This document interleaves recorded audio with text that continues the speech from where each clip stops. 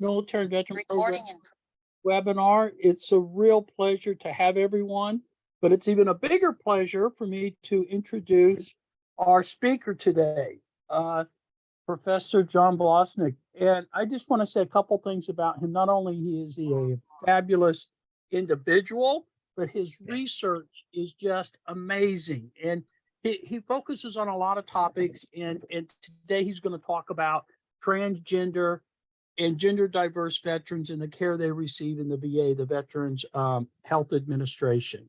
But I do want to highlight that John is the recipient of a very prestigious NIH Director's New Innovator Award, which is extremely competitive, just to give you an idea of how talented he is. So without, and he's also the director of our Center for LGBTQ Plus Health Equity Center. So without further ado, very accomplished, very brilliant scientist and faculty member at the Suzanne Dworak-Peck School of Social Work, John Blosnich. I'm turning it over to you. So welcome and thank you. Great. Thank you so much, Carl, for that very generous introduction. Hi, everybody. Thanks for making the time to join. I'm going to share my slides in a second. I apologize if I sound kind of congested. I am congested. I was telling folks I'm sort of a little under the weather, but completely over this weather. And if I was joking with Eva before this, that if California could talk, it would probably sound a little bit like this. So I apologize if I have to take a little bit of sip of water while I give this talk. But hopefully you can bear with me, and hopefully everyone can see the slides. And I will go ahead and start. And as Carl said, I'm going to talk mostly about the work that I've been doing with the Veterans Health Administration, or VHA, for probably started this in 2011. I was at a postdoc at the University of Rochester and was working simultaneously with the University of Rochester and the Center of Excellence for Suicide Prevention that's in Canandaigua in Western New York. So let me hide this panel and we can start. So I was going to go over some concepts around sex, gender, sexual orientation, a little bit about minority stress, and a little bit about kind of health equity frameworks that we try to bring to this work. Go briefly over some epidemiology of the social adversity that we know that transgender veterans, trans and gender diverse veterans, I'll probably shorten that to TGD throughout the talk. Things that we know that they are experiencing in terms of social adversity, behavioral health risks, and of course some health outcomes. We've been able to do some really impactful things with VA data, but that's not without some of the limitations I'll talk about as well. And then I'll round it out by, I couldn't give this talk without having some space and some time to review some of the policy considerations and just the types of challenges and frankly assaults that TGD people are having to face currently in the socio-political climate in the U.S. And then hopefully we'll have plenty of time for Q&A and some discussion. So just some objectives. Hopefully you all can glean at least those three things from some of the content I'm going to cover today. So I'll quickly go into concepts. And so we talk about, and Carl had mentioned in the beginning, right? So, LGBTQ plus, like that abbreviation is very common. But I want to make sure that we talk about sexual orientation and gender identity separately when they're often kind of mashed together in that abbreviation. So sexual orientation, when we think about that, it's really three concepts of sort of your identity, your attraction, and then sexual behaviors. And gender identity is identity, but it's also about gender expression. So how someone takes their gender identity, which is their core sense, their innate sense of self, as either masculine, feminine, a little bit of both, neither, and how do they express that, show that to the world. And then of course, a component of gender identity is sex assigned at birth. And so that's most frequently done by, physicians at the time of birth, visual inspection of external genitalia. So in terms of gender identity, transgender and gender diversity, or TGD, it's an umbrella term. And it just means that a person has a gender identity or expressions or behaviors that are just different from those that are traditionally associated with the ones that, are kind of lumped together with their assigned sex at birth. And here are some common gender identities you might have heard about or read about. So transgender woman, transgender man, but what's really important here is that there are a lot of gender identities. You can see here, there are 3 here from the USTS, stands for the United States Transgender Survey. This was, currently still is, the largest sample of transgender and gender nonconforming, gender diverse people. I think it was over 27,000 people completed this survey. And the unique thing about their survey was they let people indicate their gender identity to them. It wasn't just, here are 4 choices, choose from these 4.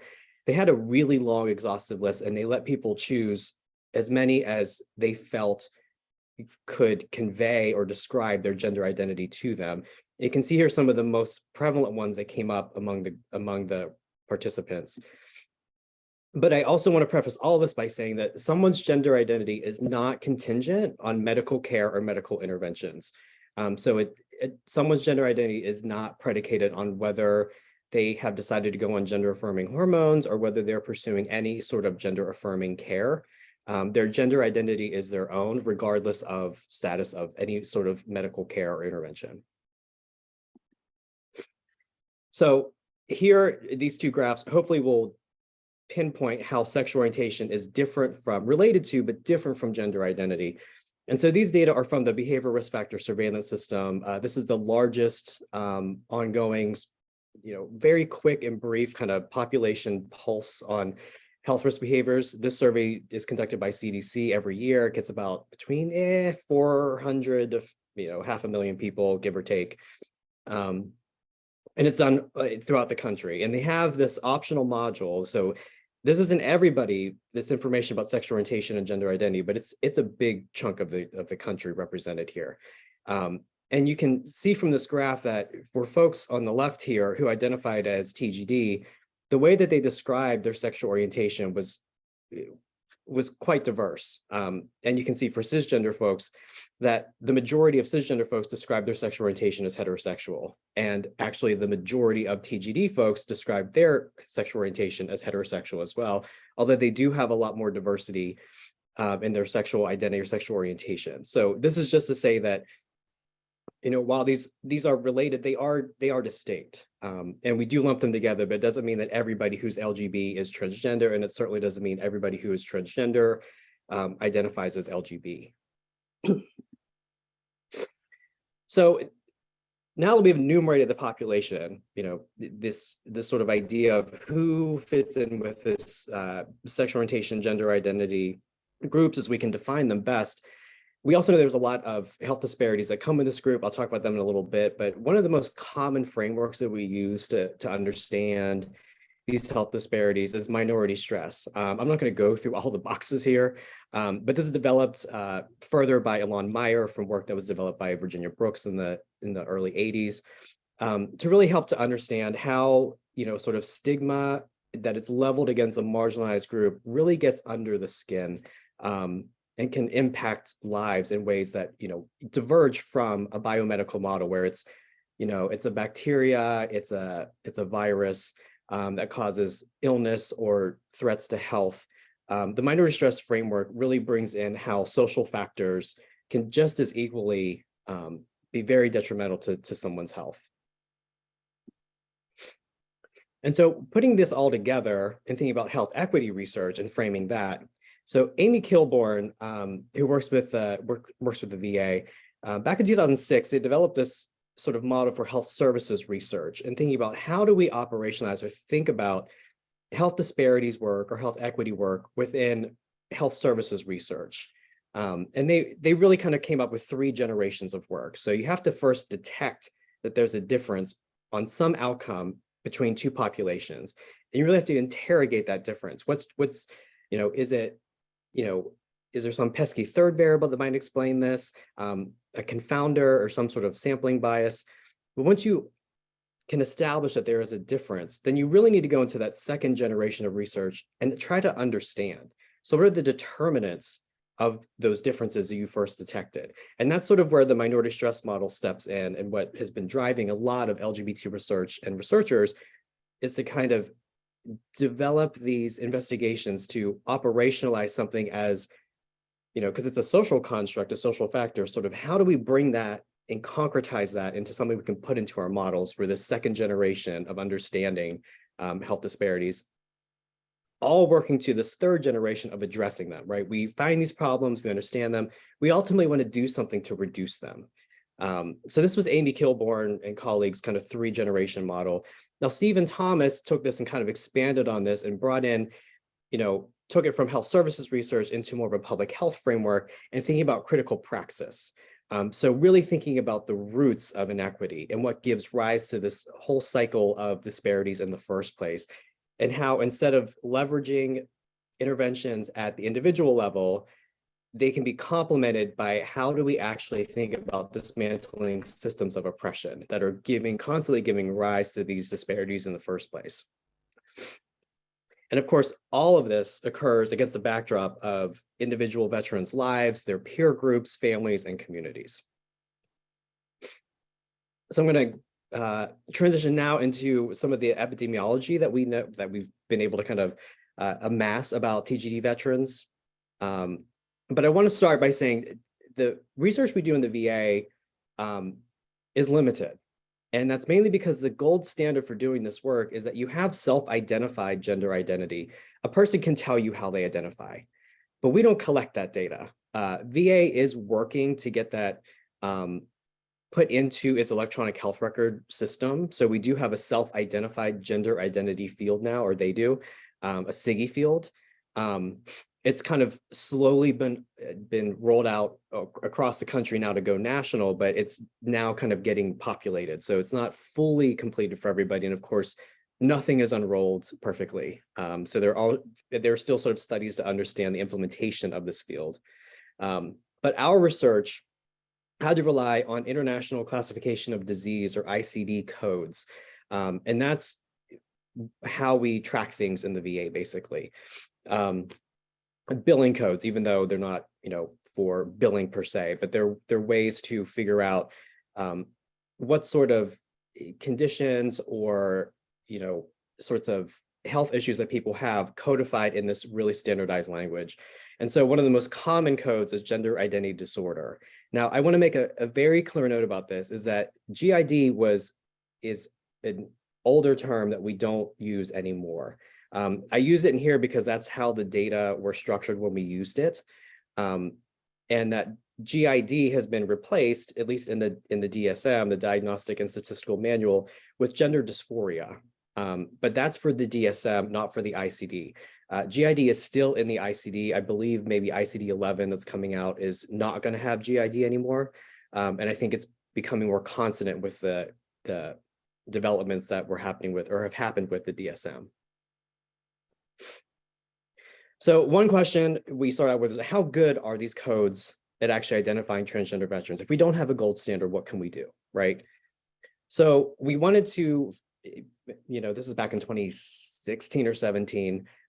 We thought, well, maybe we could rely on the clinical notes and figure out, if we look at the clinical text notes that providers are putting in there, might we find some indication there to corroborate the use of this code and to, basically assuage our fears that these codes are not just a bunch of miscodes, a bunch of clerical errors, right? So whenever we undertook this, we found that at the time, our cohort of transgender veterans, or TGD veterans, is a little over 7,500. A lot of them, almost 90% of them, had some trans-related term or phrase in their records somewhere. And you can see this example here, that it's pretty clear. And so the other thing we wanted to figure out is, well, with patients who don't have any GID codes, do these terms pop up for them too, right? So this isn't technically a sensitivity and specificity study, because we lacked still the gold standard for this, but it was the closest thing that we could get to. And so you can see, once we had our algorithm tested, and we did this with the transgender veterans, we ran this in a group of about 22,000. We called them non-transgender veterans. So these are patients that didn't have any GID codes. And among those 22,000, 246 of them had at least one term that sort of mimicked what we saw in the transgender cohort. And we had to hand review them. And after reviewing them, 11 of them were very clearly a patient who looked just like, these terms are very like patient is 35-year-old transgender man, very clear, but they didn't have a GID code for some reason. And most of the others were false positives, because this was the patient maybe talking about somebody else or some other sort of way that these terms were picked up by our algorithm that were not indicating that the patient was transgender. So, again, not an airtight methodology here, but it was something that could get us a little bit closer with the data that we had. And so when you look at this across the entire system, you can see here in this graph that the prevalence and incidence of GID diagnoses in the VA as a marker of sort of the population that we can get of a subsample, right, of transgender veterans, because not all transgender veterans need or have to have a GID diagnosis code, that this has been going up really quickly over the VA in the last 10 years. This ended in 2018. You can see a really compelling increase here in the patient population. And so what do we know about some of the sociodemographic characteristics of TGD veterans? We found that they have the lower odds of living in a rural area compared to their cisgender veteran peers. They actually have a 15% greater odds of being a combat veteran, and they have a little over twice the odds of having of being service connected, having some service connection disability with the VA. There is a difference when we look at the data around sex in the VA. So typically the VA, it's about a 10-90 split, right? 10% are female, 90% are male. In most of the studies that we've done with the cohorts that we've been able to find with transgender veterans using this methodology, it's about a 30-70 or 20-80 split. So 20 to 30% are indicated as female in the records, whereas about 70 to 80% are indicated as male in the records. And they definitely tend to be younger. So you can see here in this example from a study when our cohort was expanded to be a little over 8,000, almost a third of the TGD veterans we identified were under the age of 39. And that was in comparison to only about 8% of a cisgender comparison group that we drew. So they are significantly younger than the general VHA population. Now, some other things we know about the transgender populations in general is they have a very high prevalence of lifetime suicide attempts. So you can see here in this infographic, this isn't a systematic review. This is just a quick depiction of what we could reasonably sort of expect here in the orange box, that about 3 to 4% of the general US population will report ever having tried to kill themselves. And now you can see from these other studies in these blue boxes, when they asked samples of transgender individuals if they've ever thought of killing themselves or ever tried to kill themselves, sorry, not suicide ideation, lifetime suicide attempt, these prevalence estimates are leagues above the general US population. And so here's one of the interesting things we could do with VHA data is we don't really have good mortality information on transgender or LGBT populations, period. We don't really know what the leading causes of death are. Leading causes of death and mortality data are bedrock for public health work. The best way to keep people alive is to know what people are dying from so you can prevent that. We can't do that with LGBT populations. We could do that with at least the veteran population that we had, this subsample, this universe of about 8 to 9 million enrollees in the VA system. And so you can see here when we look at this is suicide death, right? This is not ideation, this is not attempt, these are suicide deaths. That TGD veterans had over twice the risk of dying by suicide compared to their cisgender peers. And on average, they're dying at a much younger age. Now, some of this, there are younger cohorts that kind of comes to bear that they would have a younger age of death, probably younger age of everything. But it doesn't erase the fact of years of potential life lost, and that this is a significantly, long span of time. This is what, over 10 years difference in the average age of suicide death.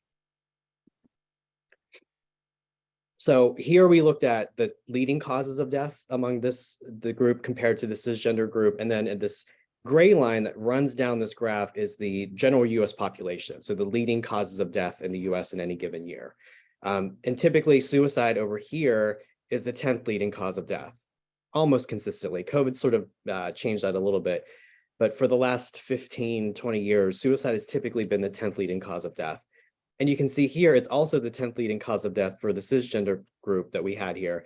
But suicide was the 4th leading cause of death for TGD veterans in our group. Now, with the green arrows, the first and second leading causes of death were pretty common.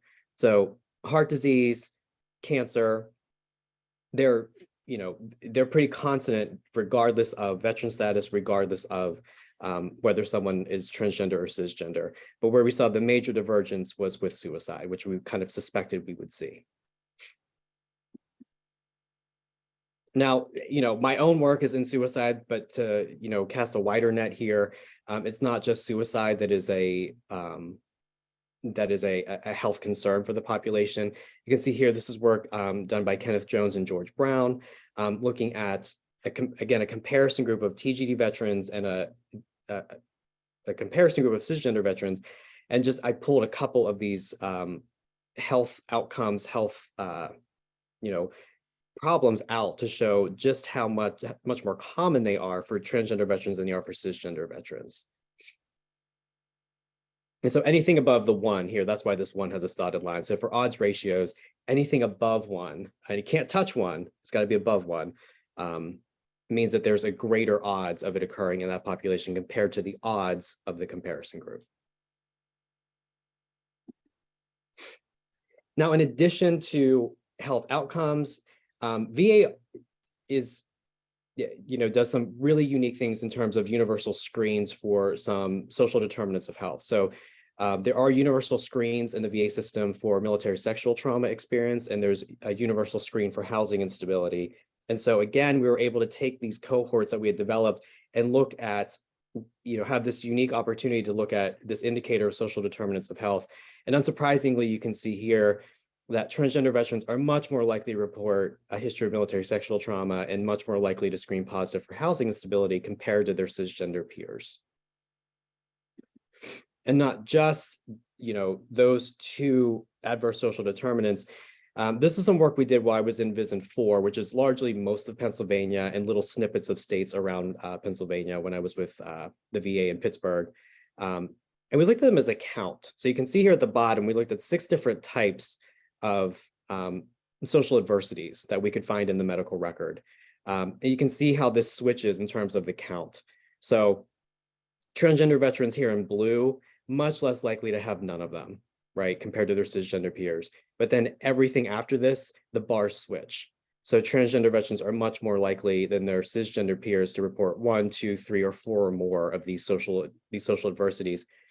And I'll note that this is what's in the medical record, and medical records are not well known for documenting social adversity. So we really believe strongly that this is a conservative estimate because these are being picked up in a system that was never really, at this time, well designed to pick up some of these social adversities. Now, here's a good news story. It's kind of good news, I guess. It's not the worst news, I'll put it that way. Is that when you do work in health equity, if you see a big disparity on the risk side, right, or in the adversity side, what you hope to see at the very least is the same disparity on the services side, that people who are having more of a problem should be getting more of a solution. That is equity, right? They should not be equal, and they certainly should not be lower. Anything that shows equal service use or lower service use is, in my opinion, absolute failing.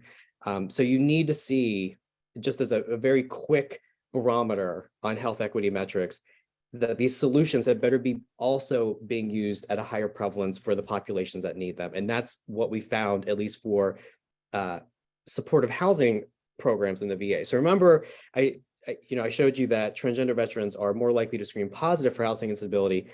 This graph here shows that they are much more likely to be using a series of supportive housing services through the VA. And I put all of the different abbreviations down there. It might be too small to read, I apologize, but every one of them with a star is one where transgender veterans are much more likely to be utilizing this than their cisgender peers.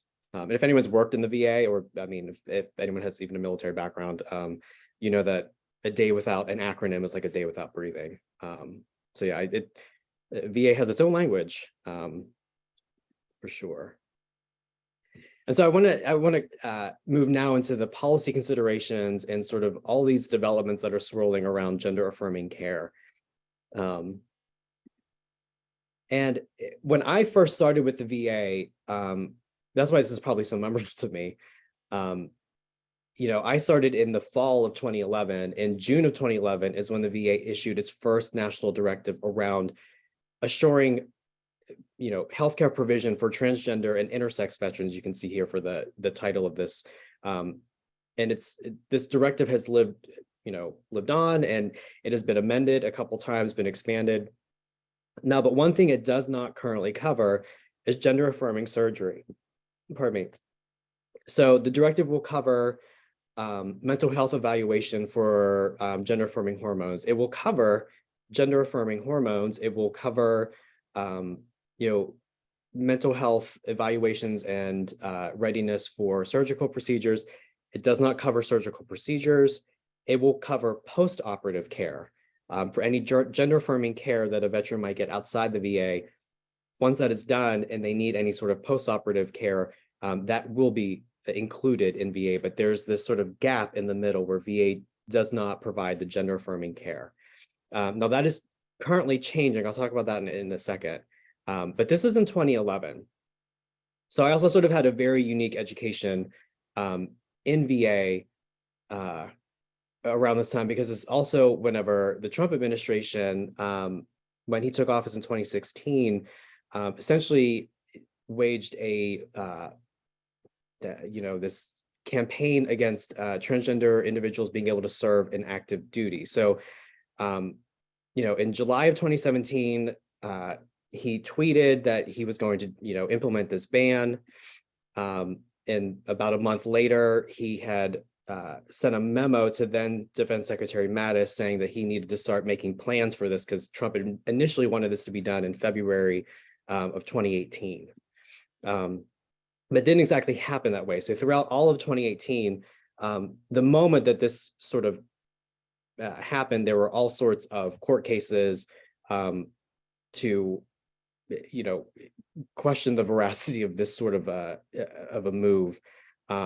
And there were several injunctions that sort of blocked the implementation of this ban. But then in January 2019, the Supreme Court basically allowed the ban to move forward while all these cases were being settled in lower courts. And then in April of 2019, the DoD actually enacted this Trump-Pence ban on transgender people from openly serving in the military. And then, of course, in January 2021, President Biden, in one of his initial moves in taking office, repealed this ban with an executive order. So all that to say, it has been sort of a back and forth whiplash sort of ride if you were doing any sort of research like this in the VA during this time, to now, summer of 2021, this is Secretary Dennis McDonough saying that, the VA plans to offer gender affirming surgeries for transgender veterans. So to actually sort of remove that gap in the directive. And so the VA is currently undertaking the sort of readiness assessment and all of the components of what they need to mobilize and what needs to be in order for this to happen. So it's not happening right now. It's still in a planning phase, but it is, at least from what I have read and understood about it, it is moving forward, but it's, from what I hear from the veteran side, it's not moving forward fast enough. And there's a very real fear about what will happen come the next presidential election. And that if this isn't enacted by then, it will be shelved yet again. So it, as a health equity researcher and scholar, it's sort of, in one breath, it invigorates you to do your work. But on the other side, it also can take the wind out of your sails some days, just to just try to empathize with somebody whose identity and existence is arbitrated so publicly in this way. It's a very interesting dog whistle that politicians use whenever they sort of bring, transgender people's existence to the public square for debate. It's not just insulting, but it really has this more insidious roots and has higher stakes for health equity research and what it activates in society and how it others people. And that even talking about whether someone should have something, regardless of the outcome, if the outcome is positive and it happens, that's great. But the fact that it even needed to be talked about in the first place already puts an invisible bin around a group of people as lesser than. And does the majority feel like they should have what everybody else has? So just this, it gives at least me as a researcher some pause to, really think about not just the importance of the work, but a lot of things that we are missing. Because we have to go after the things that we see, but there's a lot of invisible, damage that's done here that we don't really get our heads around well. But on more positive things, the VA has come a long way. So even during all that time, from 2011 up until now, the VA has been making progress in care for LGBTQ+ veterans. Here you can see Doctors Michael Koth and Jillian Shippard, who are the directors of the VHA LGBTQ+ health program. This is in central office in VA. This was formulated over that time span I was just talking about. They have a wealth of things on this website that they've developed, including SharePoint sites for providers. You can see here a screenshot of research opportunities, so trying to get research out there. They developed a veteran care coordinator or VCC program. So every medical center in VA, and I think there's over 1,000 of them, and large community-based outpatient clinics or CBOCs have someone who takes on the role, it's a collateral duty of being an LGBTQ+ veteran care coordinator. And these folks do great work. They do outreach here. You can see this is official VA participation in Pride events to let LGBT veterans know that the VA supports them. Because of course, Don't Ask, Don't Tell was a DoD policy. It was never a VA policy, but the VA had to, and to this day, still has to handle the fallout of that policy. So this work and this community outreach that the VCCs do is so critically important. So in addition to outreach, there's clinical infrastructure that has been developed. So this is just one example of it with a clinical consultation network or e-consultation. This is for any provider in the VA who wants to get an expert opinion on providing care for a transgender veteran. If they don't know what to do, if they feel like they are on the right track, but just want to get some assurance or some advice, the e-consultation is handled by these 3 hubs, one in Loma Linda, one in Minneapolis, one in Tucson. These sites were identified because they had a long-running multidisciplinary team homegrown already. So it's sort of VA tapping into its natural strengths that were already there. And putting an architecture around it, so then there could be really these great bridges and expedited access to get this information faster to patients, and to also, in a way, help to educate providers in how to care for transgender veterans. And it's a relatively newish, I guess, going sort of VA-wide in 2015. At the time, they did an evaluation of it a couple of years afterwards, finding that a lot of the consults were around gender affirming hormones, but that this program for a lot of folks has been an absolute lifeline, depending on where they've been in the VA system. Because you can imagine that VAs are spread across the country. Not everyone has in a place like Minneapolis has a lot of resources. So really great things that they're doing. But again, gender identity continues to be this ammunition for this culture war that we see, whether it be bathrooms, whether it be what teachers are allowed to say in classrooms. You know, and while these bills themselves may not be targeting transgender veterans, the communities that transgender veterans are part of are suffering from this. And they themselves, for some of these, you know, in my opinion, absolutely ludicrous bills, are really affecting their health and well-being, and their feeling of safety in society. And again, each one of these forms of legislation, in my opinion, is a dog whistle to question someone's existence, to knock somebody down, identify them, you know, as other, and in a population that needs to be watched. And that's really the part that, you know, as a researcher, it's really hard to measure that. And you know, I hope that we have the better measurement, better investigators, you know, and better resources going forward to help sort of really get the toll that some of these laws are taking on folks. But I want to end that way, and I want to end this way to say that, you know, despite these threats to well-being, like TGD veterans can absolutely be resilient. They can absolutely find support, and they are absolutely thriving out in the world. We definitely don't want to turn away from the injustices that they face, but their lives are not all injustice all the time. There is joy to be found, there's support to be found, and those are the strengths base that I think a lot of our interventions need to start with. We know a lot of these threats that are out there, but how do we activate and build from the support that we know is there as well is a key part of intervention development. And with that, I will stop sharing my screen, and I think we have some time for questions if anyone has any.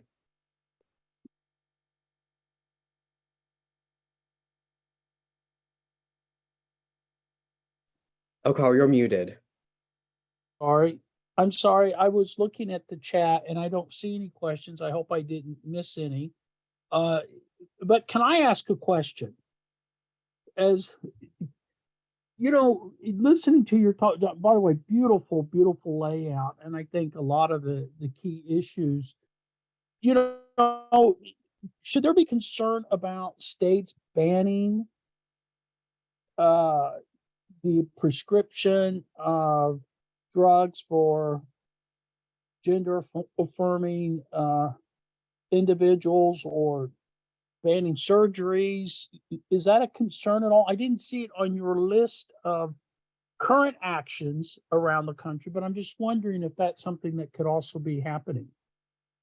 So most of the bills around limiting care, gender affirming care, are for minors, so people under the age of 18. Now, whether and how that will affect, you know, adult populations, again, it's, you know, for me, my opinion is that it's, you know, just a chipping away, and that, you know, folks can, this is the convenient starting place for individuals who want to start restricting this, and then they can expand from there once they get a foothold, and that they can, you know, utilize the most sort of outlier cases to say it's all like this, but it absolutely is not, just to capture headlines and to just, again, feed into this culture war. So I personally, I would be concerned. I am concerned about that. And there are times where it feels that, you know, I don't know what it will take to change certain areas, because it feels like some areas of the country are just moving very quickly in a very different direction. I don't know if you can see, we do have a great question from Taryn Bills. Thank you for that. Do we have any data on the disparity of health outcomes between transgender and GNC civilians and transgender/GNC veterans? How does the intersectionality of veteran status affect health outcomes of GNC transgender folks? Yeah, that's a great question. And thank you, Taryn, for that, because it calls to, it really highlights and emphasizes this limitation that we have. The data that I showed you, the studies we've done, are all with a population, a sizable population of veterans, but they're veterans who are engaged in care. And the VA doesn't serve 50%, more than 50% of the veterans in this country. So there's a large percentage of the population of veterans who are not getting care from the VA. And then, more specifically to your point about how does veteran status sort of change or augment maybe thinking about behavioral health risks or social adversity?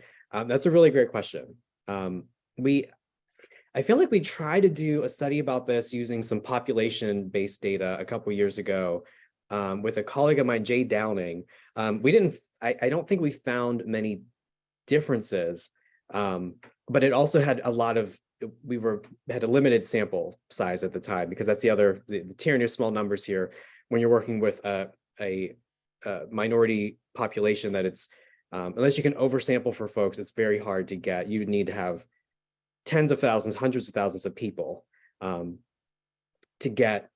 capture the folks that you want to capture in surveys. So I think a lot of that work could be hopefully still forthcoming as more and more data become available. I will say one thing that we've learned in terms of access to firearms. We found that from other studies we've done with general social survey data, that we didn't have enough folks who identified as transgender, but we had enough folks who identified as LGB. So among sexual minority individuals, they are much less likely to report having a firearm in the household compared to heterosexual people, for reasons we don't really know, but we could hypothesize about, right? But many years ago, we did a study with and it was very limited data, but we found that kind of a similar signal there, that at least people who were in same-sex couples compared to people who were in opposite-sex couples, that was the way we had to operationalize sexual orientation. They were much less likely to report having a firearm in the home. But veteran status was a major moderator of that, unsurprisingly. That if you were, so when you looked at the within group, so among people who were in same-sex partnerships, people who were veterans in same-sex partnerships were much more likely to have firearms in the home compared to same-sex partner people who were not veterans. And so this, again, it may be in this audience, in this group, it's not necessarily surprising. Veterans are trained in how to use firearms, and it's not uncommon for them to have firearms in the home. But we think about how that might dovetail with other risks, especially if we know a population is at greater risk for suicide. And having a firearm in the home can be a really, it can amplify risk of dying by suicide. And we don't fully understand that context yet. Firearms research is really limited and has been limited in the US for a while. But I just bring that up as one example of, your point is spot on, that veteran status itself comes with a lot of strengths and, and a lot of other sorts of nuances that we don't fully understand how they interact in those intersections. Okay, we have another question from Joshua. In psychological research with organizations like the American Psychological Association and licensing boards, is everything currently up to date for licensing and ethical boards or ethics boards for treating veterans?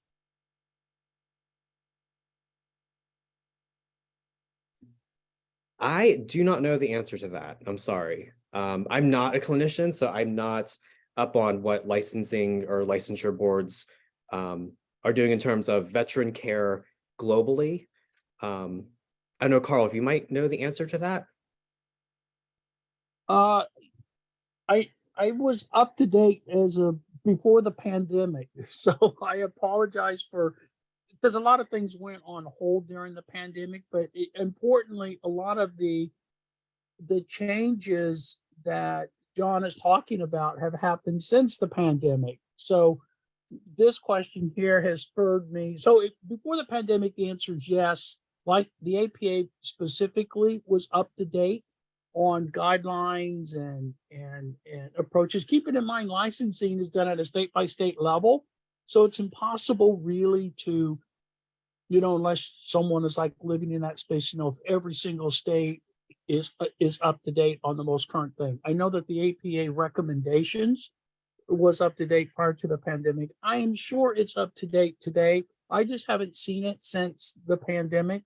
But you've spurred me to take a look at that and see what they're saying about veterans. I will say this about social work. we are in the process of revising the military social work advanced practice guidelines, and I co-chair that work group. So I can absolutely assure you that by the end of this year it will be up to date.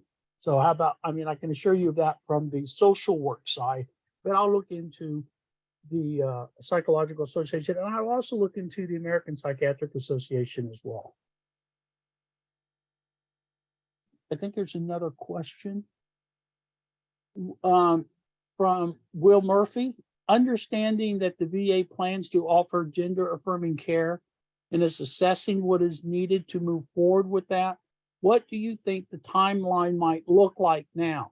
About how long do you think the TGD veterans may wait, assuming a change in administration doesn't interrupt the planning? That is the golden question. And I don't have a great answer for that. I have colleagues at Puget Sound VA and the University of Washington who've been working with an advisory board of TGD veterans to, help think about, implementation of this. But, we just went to, there was a VA meeting, Health Services Research and Development, or HSR&D meeting in Baltimore in February, and we were all together on a panel talking about this. And the board members themselves were of the advisory board. When we talked about sort of how do we better do, community-based participatory research, right? Or just how do we better engage veterans in the work that we do? Some of what they were talking about was they really wanted to know upfront that this was, this would be a slower process than they thought, so they could, really manage their expectations around it. A lot of them were not naive to the fact that it's government and there's a lot of bureaucracy that comes with that. It is usually a slow burn. But, I think the added layer to this is exactly what you had mentioned there in your question, Will, about, a change in administration. And that's what they were bringing up, is that, given the urgency of this, that if it's logistics that really need to be ironed out, if that's really what is holding this up, those are manageable things that, in their opinion, manageable things that could be handled. In that if it's about getting veterans this care, that we should be able to expedite this, given this potential threat that, people's lives have been played in this political football game for, I don't know, over 10 years now. So I don't have a great answer, unfortunately, on what I think the timeline will look like. That is way above my pay grade or data I have access to. And what it will require, I don't know that either. I'm like a bang up speaker. Are there advocates in Congress for transgender and transgender related issues? I mean, I don't know specific folks, but I would imagine that there are. I know that, I know where there's LGBT advocates in Congress and in the Senate, but I don't know of any. If someone said, "Well, give me a name of someone in Congress or Senate, the House," and the reason I ask that is because I get very concerned with the current configuration, because the House does budget stuff, and they could easily defund aspects of the VA that they don't like. I've seen this when I was on active duty, when Congress defunded the ability of women service members to receive abortions in military clinics. And, so there's a long history of using the military and the VA for political points, if you will, political purposes, to push ideological agendas. So I guess that's why I'm asking, and whether or not we need to be thinking about how we organize to ensure that progress continues, because it's really sad, but we know that, and there's a difference, as you pointed out, between sexual orientation and sexual identity. And it seems like the nation has resolved sexual orientation doesn't mean they solved all the problems, but I don't think there's any threat underway to take away rights and privileges and benefits, although it could always happen. I think we've gone through that yo-yo, and I think right now that our transgender service members and veterans are kind of on that yo-yo string where they're at the whim of the current administration, and so that's why I asked. Yeah, and I don't know. Hopefully, if I didn't answer to how anything could move through government these days, I think I would probably be retired somewhere on an island, drinking Mai Tais. I would crack the code, and I would just be this but I don't know.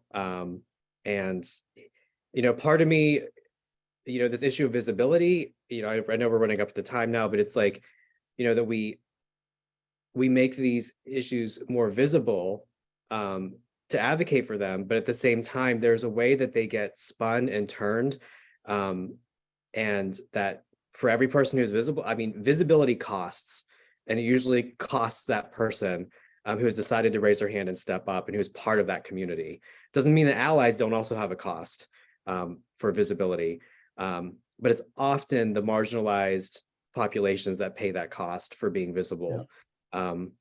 And it's also sort of put on them, right? Well, all we need people turn out. It's like, but we didn't create this problem that now we have to, now we have to fix, and while also being completely, fearing for safety and well-being and livelihoods in the meantime. So I don't know how we humanize this topic and bring it out of this highly political crucible, and just remember that these are folks who earned benefit. They earned these benefits. They earned this care. We're not talking about like 50 million people here, where folks are like, oh, it's going to bankrupt the VA. That's absolutely a lie. It's not going to bankrupt the VA. And trying to get the misinformation, disinformation out of the noise of this, so we can actually get decisions made, so people can live their lives. That's all people are asking for, is the ability to live their lives. Yeah. Well, John, I want to thank you so much for being our guest speaker today. And I want to thank everyone who dialed in, zoomed in. I guess you don't use dialed in anymore, do we? We use zoomed in. Shows you my age. But thank you so much. And John, thank you for such an enlightening presentation. And thank you for sharing your thoughts and perspective. And at that, we will close it, and we'll be sending out announcements for our next speaker in about a month or so time. So all, thank you very much. Have a great rest of your week. We're moving into Friday and the weekend. So please enjoy the nice weather. I think the rain has finally stopped in California. So that's great. So thank you all very much. Thank you.